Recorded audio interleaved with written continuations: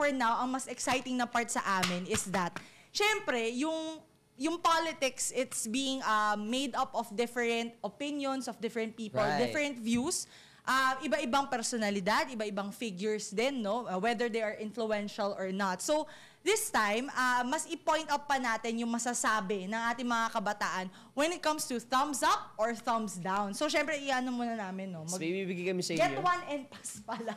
Get one and pass to, guys. So, gusto namin malaman yung feels nyo about certain topics. Syempre, join kami dito, guys. Kasama kami dito. On certain topics related to politics. So, ako muna siguro magsimula, no? Yung first is vloggers or influencer candidates. Is it a thumbs up or a thumbs down for you? Ako mixed ako. Ako talaga. Ako mixed ako. Sorry. Kasi may mga vloggers and influencers na sobrang strong ng advocacy nila. Okay, okay. Though lamado din naman kasi yung mga fake news peddler.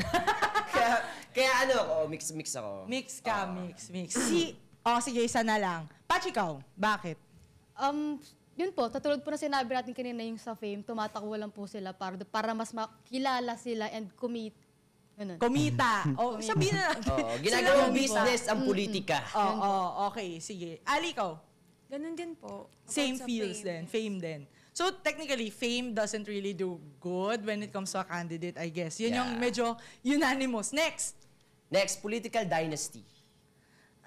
Ako, no ako sa political dynasty. Ako hindi amado. Wala. Okay, sige. Ikaw, sige, Patch, ikaw lang yung kaiba dito. Di na ako magsasalita. Ikaw, Patch, bakit? Meron naman po kasing iba na okay naman po yung pagpatatakbo ng anak nila. Okay. Kesa dun po sa... Nauna? Opo. Okay. So, again, pwedeng proven by Based on their experiences. Based on their experience. Okay. Sige, eto. Oh my God! Ang lala! Ba't ganito yung next question? Face! Guys, face over brain candidate. So, mukha lang, ganun. Mukha lang ang puhunan, ganun. Ganda lang ang puhunan. Gwapo lang ang puhunan. Ano Magbigay ka ng example kung sino. Pero lahat naman negative yung sasabihin ko dito. Ako, no ako. Ay, ikaw, Ali. No po, syempre. Dapat hindi lang mukha. kahit kinikilig ka kapag pag kinakamayan ka, ganon. Hindi, anong silbi ng mukha sa politika? I love that. Quote that. Anong silbi ng mukha sa politika? Again, pangalan lang naman nila yung nilalagay sa batas, di ba? Hindi naman yung mukha nila. Hindi naman kasama yung mukha nila. So, tarpaulin lang yun kasama. Okay. Candidates with previous law cases. Oh my God! Oh my God! No. Lalo na, alam nyo, pag may mga Hindi ko talaga gets. Pwede po magdagdag tungkol doon sa face over brain. Sige. Di pa siya over. Para po, no din po tayo. Kasi isipin po natin ngayon pa lang po parang hindi naman po ganun ka gifted sa physical na yung mga kandidato natin. Nagiging panatiko na agad yung mga tao. Oh my God. Diba? Kaya paano pa kaya pag yun yung pinahalaga na, gwapo nito. Sige, kahit loko-lokohin mo ako, okay lang. Di yan jowa nyo, guys. Guys, huwag niyong gawing relasyon. Tama. Ayun po, tungkol naman po sa candidates with previous law law cases po. Yeah. Siyempre, no rin po tayo ng... Siyempre, yung concept, yung para po sa akin, buhay na buhay yung konsepto ng pag nagawa niya noon, kaya niyang gawin ulit ngayon Yes! And he's not talking about just politicians. Ganon! Pati jowa That's mo. how you answer, guys. Okay. Sige. Next. Ito medyo tinanong ko to kanina. Like, it could be a different interpretation. Misrepresentation of party lists. So, yung meaning daw nito is that, kunwari, you're running for IPs, di ba? Pero walang IP na representative dun sa party list na yun. O is it a yeah? Is it a no? Ako, meh. Kasi it could be they're running to help them. Kasi may mga, like for example, syempre may mga mga IPs na, syempre alam natin sa reality, no, may parang may education gap pa rin. Yes, oo. So, yung mga tao na could stand for them, we should support them. Ako. Yeah, ako kaya ako. Liamado. Siguro yung Ali, ikaw, like for example, I wanna pick your brain on it. Pag kunwari, animal advocate, ganyan. Yes. Pero, kumbaga hindi naman siya part ng previous organizations before. Ano lang siya, parang volunteer, gano'n. Anong tingin mo dun? Boboto mo ba siya? Siguro base po doon, yes, since meron naman po siyang background about din sa tinatakbo. Okay. So not necessarily with affiliations. Pwedeng as long as calling mo siya or talagang proven by your life's work na yun yung ginagawa mo. Could be. Kasi ano nga naman, guys, animal advocate, aso yung pinatakbo natin. Siyempre, hindi. Diba? So, on that note, pwedeng hindi. Diba? So, again, could be a different. Yung next natin. Next is young politicians. Ako, yes. Ito na naman ako. It's a yes for me. It's a yes for me. Lalo na kasi... Ay, sige. Bakit ako yung sumasagot? Excited, Yarn? Excited ka? Excited. Sige. Yes, Mamaya Patch, ikaw. tayo mag-ano. O, sige. Si Ali muna. Sige, si Ali muna. Ganun tayo pag ganun. Para lahat kayo magsabi. So, thumbs up since, syempre yung mga young politicians, marami silang nalalaman and syempre, ngayon, mas wise talaga kesa sa mga dati. So, Oo. ayun. Pero kasi to be fair ha, Totoo naman kasi. I think it's just on a level of energy. Yeah. Kasi mas may energy pa yung young politicians. Pero in terms of experience siguro, connections, nandun pa rin. We should give the laurels to the ones who are older. Yes. Mas ano na yan, experienceado na Totoo. sila. Alam diba? na nila ang Veterano na pasikot-sikot. yun, diba? Pero ikaw, Patch, young politicians, why? Goods na goods po sa akin. Since Wait, what if wala pang experience, pero young lang? Oh, pwede bang... Pag young lang po, wala namang alam, syempre no tayo dyan.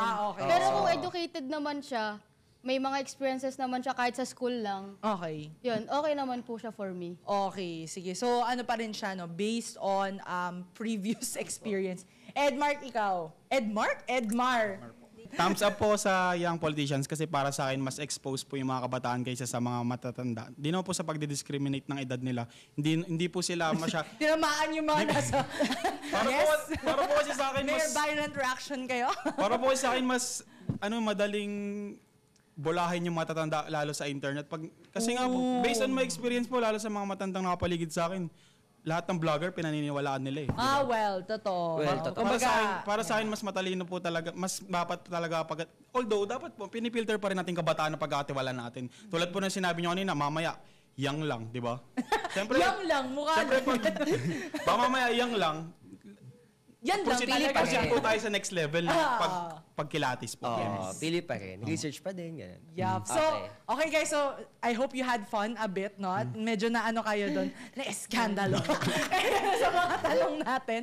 Pero anyway, so, syempre itong mga issues na binanggit natin kanina, medyo pinag-uusapan pero hindi ganun ka-comfortable yung mga kabataan na kumbaga, sabihin siya in plenary or pag-usapan amongst their families. Kasi nga, there is still that barrier when it comes to understanding, no? And very common siya in our society, especially in Philippine politics. Yes. Mas expressive siya. Pag tinignan mo yung world politics, hindi masyadong ganun eh, di ba? Unique, only in the Philippines talaga ang ganun. So bilang kabataan, ano sa tingin niyo yung dapat baguhin? Ito, maganda tong tanong. Dapat baguhin sa sistema ng ating eleksyon at siguro yung landscape ng politika sa ating bansa. Para po sa akin yung sistema po ng election sa Pilipinas sa particular, ay, parang wala naman po siya ang problema sa proseso. Para po sa akin, ang dapat mabago is yung edukasyon. Tsaka dapat mas maging exposed yung mga botante natin. Tulad nga po ng sinabi ng paborito kong senatoriable ngayon, karamihan ng mga bumoboto, parang tinuturing yung election na kompetisyon. Pag nanalo yung manok namin, uy, talo kayo, asar kayo sa amin, asar, ganun. Okay. Diba? Ang di po nila alam, hindi natatapos sa pagkapanalo ng kandidato nila yung eleksyon. Yeah. Dahil kapag yung kandidato na yon yung mismong tumulong or nagdulot ng kababagsak ng ng problema sa bansa natin, daig pa po nila yung natalo kasi sa atin. Yeah. Ayun po. I like that, na parang it's becoming an us versus them when it comes to elections. Naging party-driven rather than parang ideas or principle-driven yung election natin. So that's one, that's really good.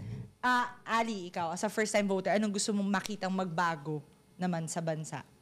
Magbago sa bansa natin is yung corruption. Okay. Since hanggang ngayon, wala pa rin pagbabago, andun pa rin tayo sa dito sa baba. Kasi sa mga ibang bansa, super dami na nilang achievements. Tapos tayo, dito pa rin tayo sa, parang sa mga bilihin natin, mas lalong tumataas yung bilihin, imbis na dapat magtulungan yung bawat Pilipino, tapos parang mas pinapahirapan tayo ng mga nasa taas. Yes, okay.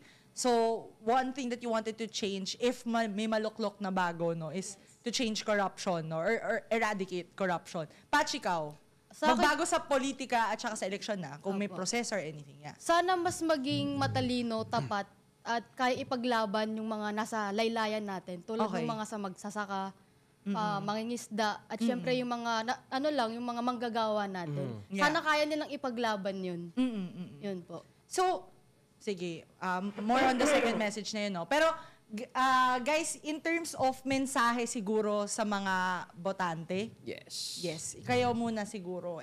Ano yung mga messages ninyo sa mga katulad ninyong first time and second timer voter sa pagpili ng mga kandidato this election? Yun po, at siguro kung meron mga chance na magbigay sa mga kapwa kabataan tungkol sa pagpili ng mga botante. Una kong sasabihin, shoutout sa mga kabataan dyan. Hindi, yun po, hindi po sa pagiging kailangan mas buksan yung isip, pati puso. Hindi puso na magdadrama ka. As in, intindihin natin yung sitwasyon natin. Diba? Kasi karamihan ng mga bumoboto ngayon, kung sino yung nakikita sa TV, tsaka sa mga tarpaulin, yun lang yung kinoconsider nila. Yes.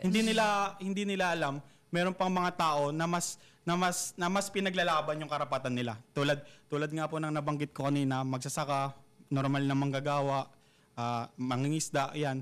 Kumbaga yung minority po, ganun po. Hindi po nila alam na may mga kandidato pa na mas nagre-represent, mas literal po na mas nagre-represent sa sitwasyon nila. Kasi makikita po natin yung mga advertisement na mga politiko natin sa TV.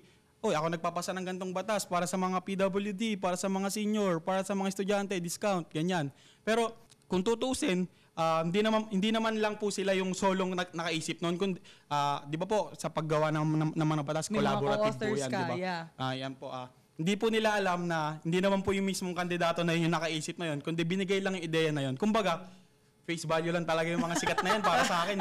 Kaya, face lang. Para po sa akin, mas buksan nila yung isip at puso nila, mas lawakan yung, mas maging considerate po sila sa mga pipiliin nilang mga kandidato dahil mas marami pa pong mas karapat dapat sa pwesto kumpara po sa mga kakilala lang natin. Yun po. Okay. So, gusto ko yung agit talaga siya. Feeling ko may pinapatamaan talaga siya doon. Sige. Ikaw, Ali. So, yon sa mga first-time voters din. So, do a research. Research lang talaga ang kailangan. So, after nun, if sure na kayo 100% dun sa candidate nyo, siguro sa mga sa mga social media, gamitin nyo yon para ipakalat yung mga infos na yon.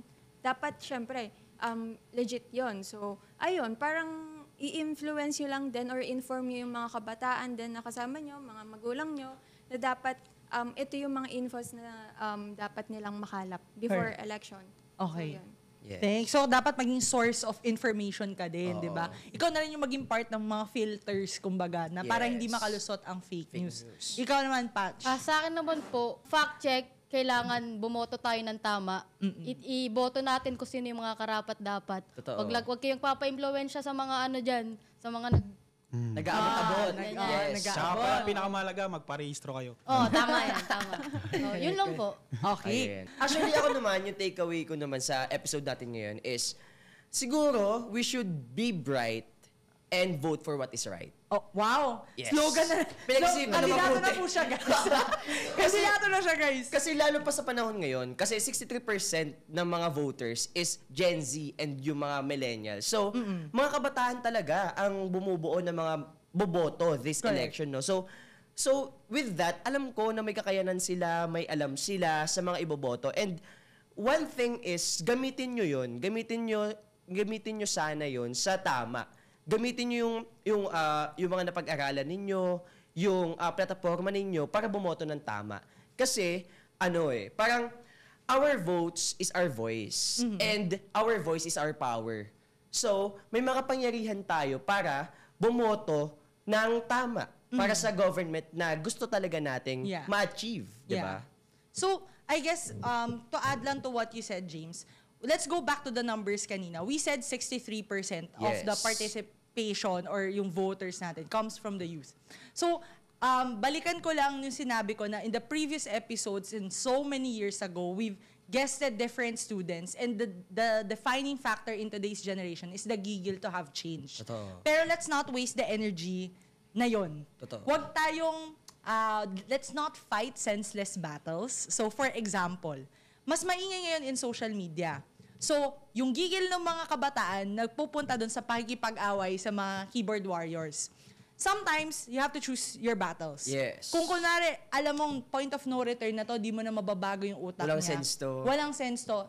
Stop. 'Di ba? Sometimes, we have to lead by example. Pag nakita kasi nila na, ay, sometimes you are the representative of your own candidate. Yes. 'Di ba? Nakita natin yun in the previous elections na paminsan pag masyadong elitista, masyadong mas ma-ostracize, lalong hindi pinakikinggan. Oo. We should be inclusive because this battle is not just for you na nagrepresenta ng kandidato na yon. It's for everyone na nagsastand para sa plataforma na yon. Kung ang plataforma niya ay para sa edukasyon, dapat ikaw as an estudyante, kayagin mo yung iba mong kapwa estudyante na, uy, itong tao na to, nire-representa niya yung karapatan mo. Hindi dapat na, uy, mali ka naman, ba't yan yung pinili mo? Tandaan mo, yung boto mo, kasama sila. 'Di ba? So, wag mong kalimutan na doon sa bawat boto na ilalagay mo sa balota, hindi lang pangalan mo yung nakataga doon. Pangalan ng kapamilya mo, pangalan ng mga kaibigan mo, at saka syempre, future ng mga anak mo, 'di ba? So, parang again, when it comes to voting, it's not a personal matter. Hindi siya based on just your own values, but you should observe, 'di ba? Based on what's really happening on the ground. Problema ay traffic, dapat meron kang engineer diyan, dapat meron kang urban developer diyan, meron ka dapat nagsalisik ng mga batas tungkol sa laws and traffic, 'di ba? So, bakit ka boboto ng taong ganda lang ang ambag? Bakit ka boboto ng taong sikat lang ang ambag? Anong gagawin yan sa'yo? Sasayawan ka ba yan pag nasa Senado? Hindi, 'di ba? Magsusulat yan ng batas for you. So it represents who you are. Yes. So when you research well, and when you research, it's not just to fight another person. It should be to show them na, hey, we can make better choices kasi we're much wiser now. Right. We have technology that backs us up, 'di ba? Gamitin mo 'yun. And hindi to pakulan, ha? Kasi yung ibang tao, inisip nila, mas cool ako kasi ito yung binoto ko, minority yung binoto ko. Hindi ganoon, guys. Hindi siya pakulan. Kasi again, daig pa ng natalong kandidato yung mangyayari sa atin kapag hindi tayo nanalo sa pinili nating kandidato. Di ba? Right. Okay? So, again, maraming salamat no, kay Liza, kay Daryl, Edmar. Daryl! Pash, Daniel, John, Edmar, ikaw na lahat. No?